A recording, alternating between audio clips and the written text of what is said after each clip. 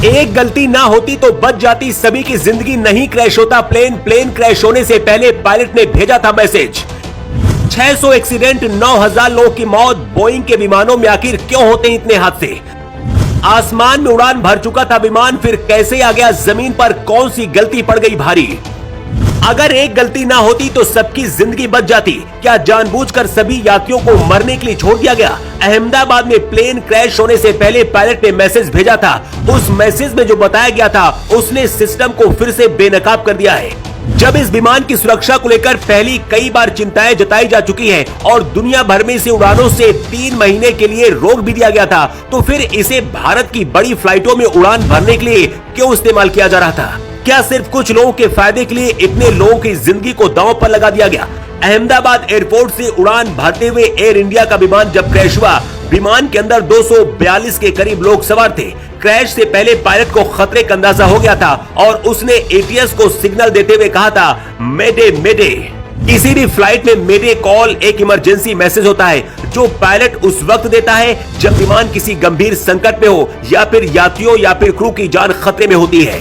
जैसे विमान का इंजन फेल हो जाना, विमान में आग लग जाए, हवा में टकराने का खतरा हो या फिर हाईजैक हो जाए प्लेन, तो ऐसी स्थिति में पायलट ये सिग्नल एटीएस को भेजता है। लेकिन एटीएस सिग्नल मिलने के बाद भी कोई मदद नहीं कर पाया।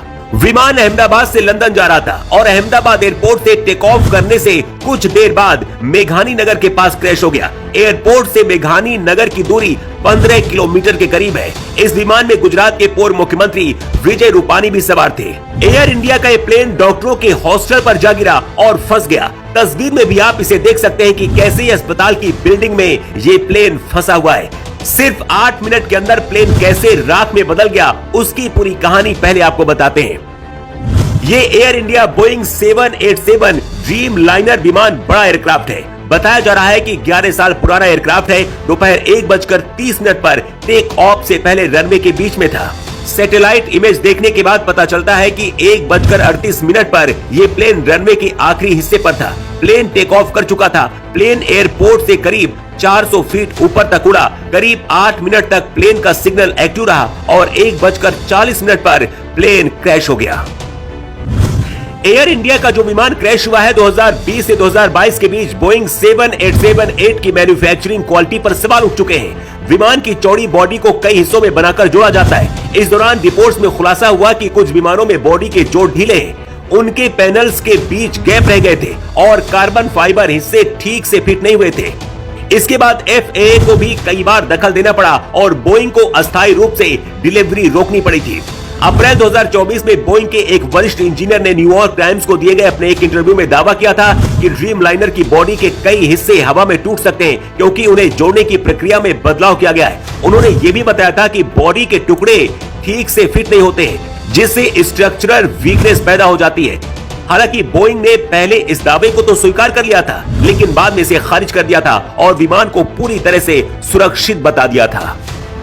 ड्रीम लाइनर 7878 में पारंपरिक हाइड्रोजन सिस्टम की बजाय इलेक्ट्रिक मोटर्स का अधिक उपयोग किया गया है, जिससे इलेक्ट्रिकल फेल्योर, सॉफ्टवेयर गड़बड़ियां, विंडशील्ड में दरार, इंजन फेल्योर और फ्यूल लीक जैसी घटनाएं सामने आई हैं। 2024 में जापान की ANA एयरलाइंस की एक फ्लाइट में हाइड्रोजन ऑयल लीक हुआ था, जिससे विमान को रनवे पर रोकना पड़ा था। अहमदाबाद हादसे से पहले सरकारी आंकड़ों के अनुसार बोइंग विमान दुनिया भर में लगभग 6000 दुर्घटनाओं और घटनाओं में शामिल रहे।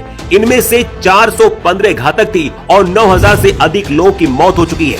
दुनिया भर में फ्लाइट वाले हजारों यात्री विमानों में से कम 4000 से ज्यादा विमान बोइंग 737-800 है। अहमदाबाद में प्लेन क्रैश क्यों हुआ, इसके लिए अंदाजा लगाया जा रहा है फिलहाल कि लैंडिंग गियर ठीक से शायद बंद नहीं हुआ होगा, क्योंकि एक पहिया एक बिल्डिंग में फंसा दिख रहा है, जिसका मतलब है कि प्लेन में बैलेंस प्रॉब्लम की वजह से हादसा हुआ होगा। असली वजह पूरी रिपोर्ट आने के बाद पता चलेगी, लेकिन इस हादसे में 100 से ज्यादा लोगों के मारे जाने की आशंका जताई जा रही है। विमान ज्यादा ऊंचाई पर नहीं था, लेकिन इसके बाद भी अगर पायलट के मदद मांगने पर वक्त रहते ATC मदद कर पाता तो शायद कुछ लोगों की जिंदगी बच सकती थी। वैसे